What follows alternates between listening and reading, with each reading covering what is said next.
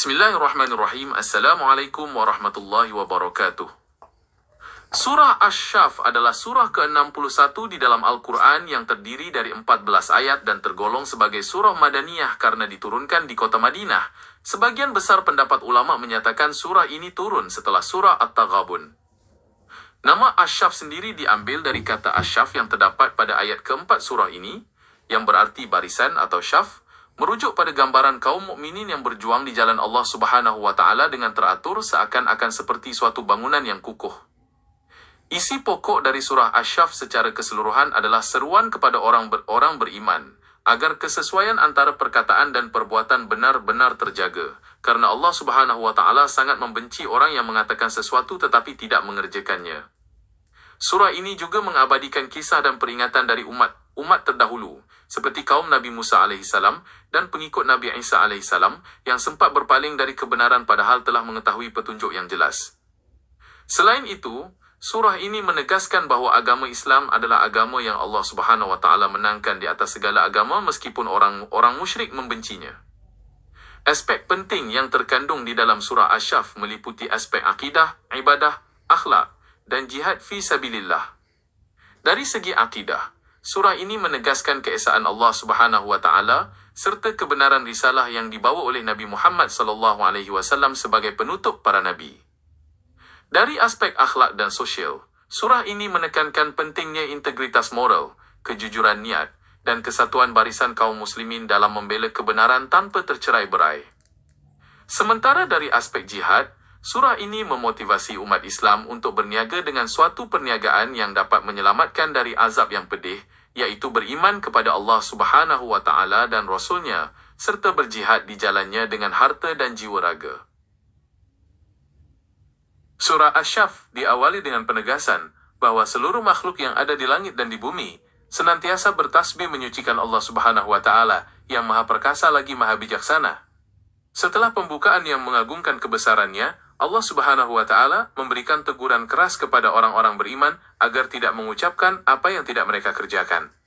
Teguran ini menjadi dasar moral yang sangat fundamental dalam ajaran Islam, bahwa seorang mukmin harus memiliki integritas tinggi antara niat, ucapan, dan tindakan nyata. Pembahasan dalam bagian awal ini dilanjutkan dengan penjelasan bahwa Allah Subhanahu wa Ta'ala mencintai hambanya yang berperang atau berjuang di jalannya dalam barisan yang teratur, terikat erat bagaikan suatu bangunan yang tersusun kokoh dan tidak mudah digoyahkan oleh musuh. Uraian dilanjutkan dengan pemaparan sejarah perjuangan para nabi terdahulu sebagai cermin dan pelajaran bagi orang-orang beriman. Nabi Musa alaihissalam mengingatkan kaumnya mengapa mereka menyakiti hatinya, padahal mereka telah mengetahui secara pasti bahwa beliau adalah utusan Allah Subhanahu wa Ta'ala kepada mereka, hingga akhirnya hati mereka disimpangkan oleh Allah Subhanahu wa Ta'ala karena sikap membangkang mereka sendiri. Selanjutnya, Nabi Isa alaihissalam juga menyampaikan wahyu kepada Bani Israel bahwa beliau adalah utusan Allah Subhanahu wa Ta'ala yang membenarkan kitab Taurat dan membawa kabar gembira mengenai kedatangan seorang Rasul setelahnya bernama Ahmad, yang tidak lain adalah Nabi Muhammad SAW. Meskipun bukti-bukti nyata telah ditunjukkan, sebagian besar kaum yang zalim justru menuduh kebenaran tersebut sebagai sihir dan berusaha memadamkan cahaya agama Allah Subhanahu wa Ta'ala, padahal Allah Subhanahu wa Ta'ala berjanji akan tetap menyempurnakan cahayanya dan memenangkan Islam di atas seluruh agama lainnya.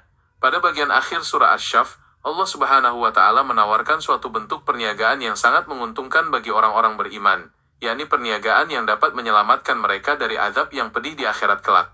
Perniagaan spiritual tersebut diwujudkan dengan beriman secara teguh kepada Allah Subhanahu wa Ta'ala dan Nabi Muhammad SAW, serta siap berkorban dan berjihad di jalan Allah Subhanahu wa Ta'ala menggunakan harta maupun jiwa raga. Balasan atas perniagaan ini tidak hanya berupa ampunan dosa dan surga yang mengalir di bawahnya sungai-sungai, melainkan juga karunia besar di dunia berupa pertolongan dari Allah Subhanahu wa Ta'ala dan kemenangan yang dekat. Surah ini diakhiri dengan seruan agar orang-orang beriman menjadi penolong agama Allah Subhanahu wa Ta'ala, sebagaimana kaum Hawariyun menjadi penolong Nabi Isa alaihissalam, sehingga kelompok yang beriman tersebut akhirnya dianugerahi kekuatan dan kemenangan atas musuh-musuh mereka. Hikmah mendalam yang dapat dipetik dari keseluruhan surah Asy-Syaff adalah pentingnya membangun kesatuan barisan dan keselarasan mutlak antara apa yang diucapkan dengan apa yang diamalkan dalam kehidupan sehari-hari. Umat Islam diajarkan untuk senantiasa menjaga konsistensi keimanan, tidak mudah goyah dalam menghadapi berbagai rintangan, serta selalu siap sedia berkorban demi mempertahankan nilai-nilai kebenaran.